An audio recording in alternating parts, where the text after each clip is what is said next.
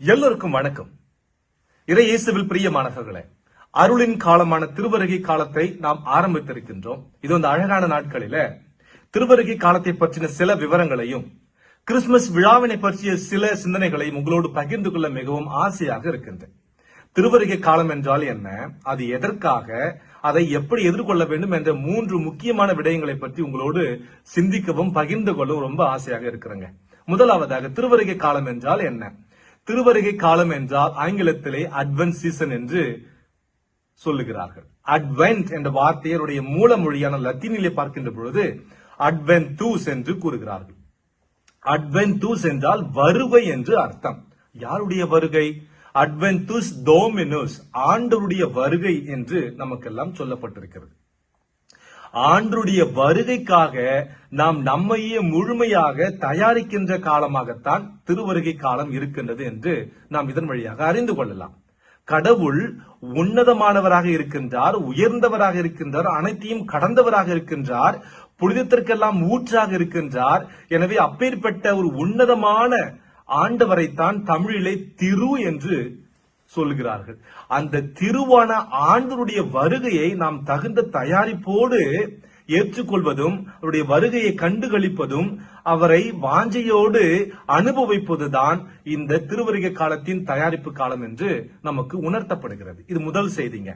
அது எதற்காக என்று பார்க்கின்ற பொழுது அது தயாரிப்பிற்கான காலம் என்று முன்னதாகவே நாம் கேட்டுக்கொண்டோம். எப்படி தயாரிக்க வேண்டும், அந்த தயாரிப்பு எப்படிப்பட்டதாக இருக்க வேண்டும் என்பதுதான் இதனுடைய இரண்டாவது பங்குங்க. இந்த மனித வாழ்க்கையில இந்த தயாரிப்பு என்ற ஒரு அம்சம் மிகப்பெரிய பாங்காக இருக்கின்றது. எடுத்துக்காட்டாக, எந்த ஒரு கலைஞராக இருக்கட்டும், தம்முடைய துறையிலே அவருடைய இலக்கு மிகவும் சிறந்து இருக்க வேண்டும், எல்லோரும் வியந்து பார்க்கின்ற அளவுக்கு சிறக்க வேண்டும் என்பதுதான் அவருடைய இலக்கு, இல்லைங்களா?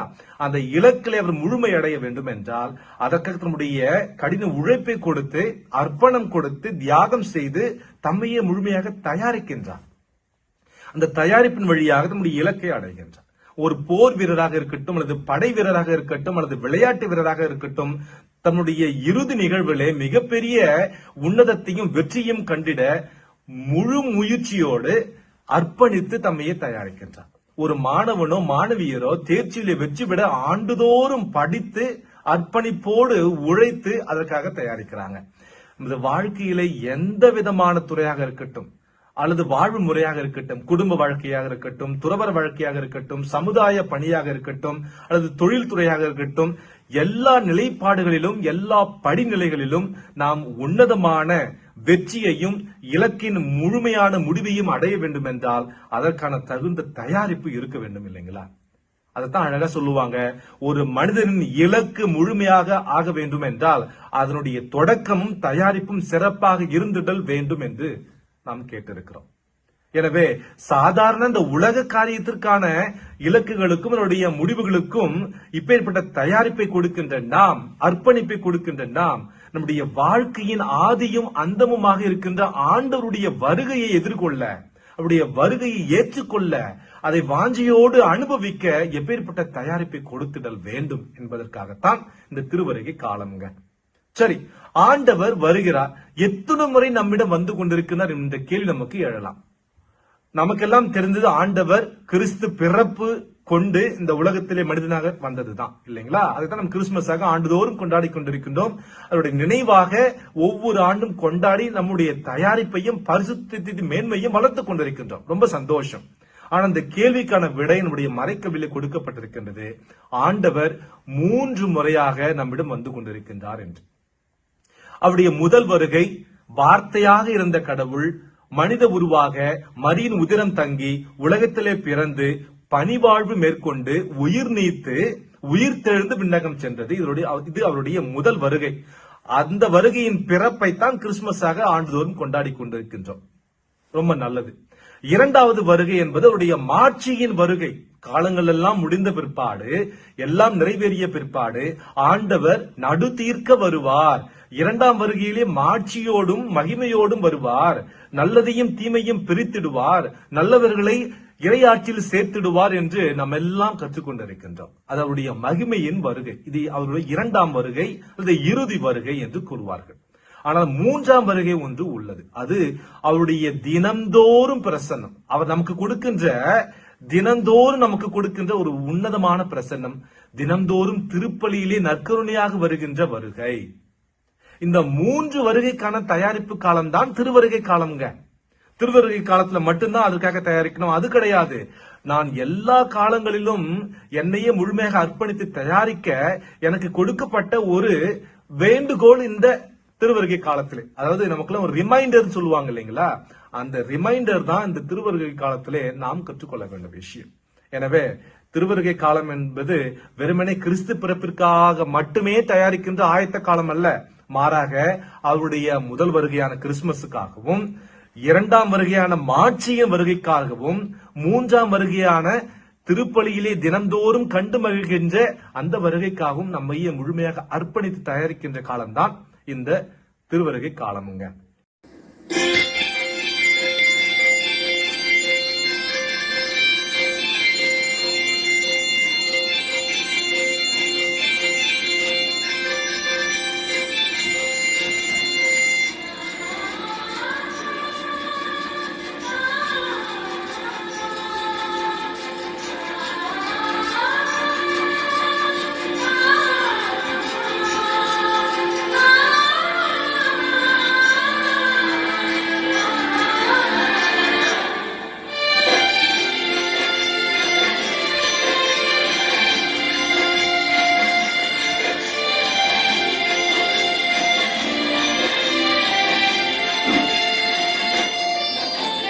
நெஞ்சுக்குள்ளே நீ பிறக்க எனக்கென்ன கவலை என் இறைவா, இனி அச்சமெல்லாம் எனக்கில்லை, வழி எங்கும் தடை இல்லை தலைவா. எந்த நெஞ்சுக்குள்ளே நீ பிறக்க எனக்கென்ன கவலை என் இறைவா, இனி அச்சமெல்லாம் எனக்கில்லை, வழி எங்கும் தடை இல்லை தலைவா. உங்கள் பிறப்பு சிறப்பு தருமே, இறை அரசு நனவாகுமே.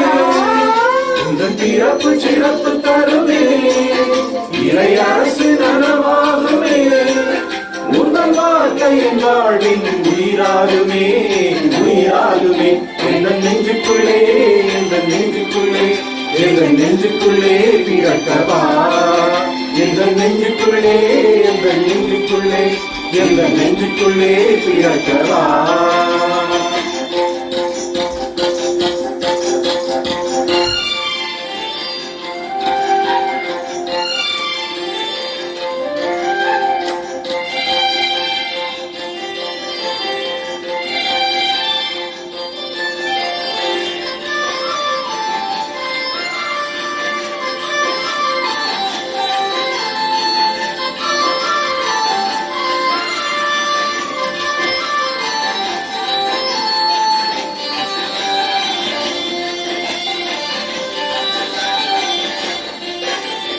பாதைகள் தெரியாமல் நான் பிரிந்தேன், வழிகாட்டிடும் என் மீனாய் நீ பிறந்தாய்.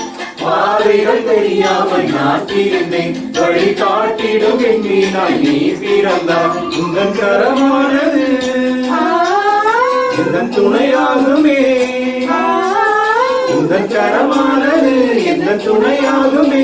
உங்கள் வாழ்க்கை என் வாழ்வின் உயிராகுமே, உயிராகுமே. எந்த நெஞ்சுக்குள்ளே, எந்த நெஞ்சுக்குள்ளே, எந்த நெஞ்சுக்குள்ளே பிறக்கவா. எந்த நெஞ்சுக்குள்ளே, எந்த நெஞ்சுக்குள்ளே, எந்த நெஞ்சுக்குள்ளே பிறக்கவா.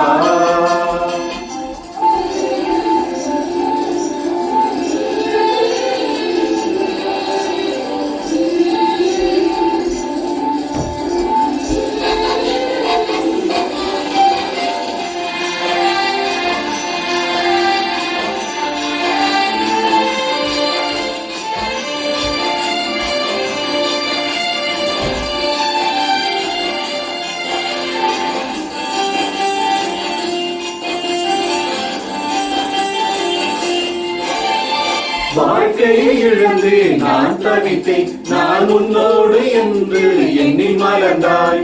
வாழ்க்கையை இழந்து நான் தவித்தேன், நான் உன்னோடு என்று எண்ணி மலர்ந்தாய். உன் உறவானது உயிர் துணையானது,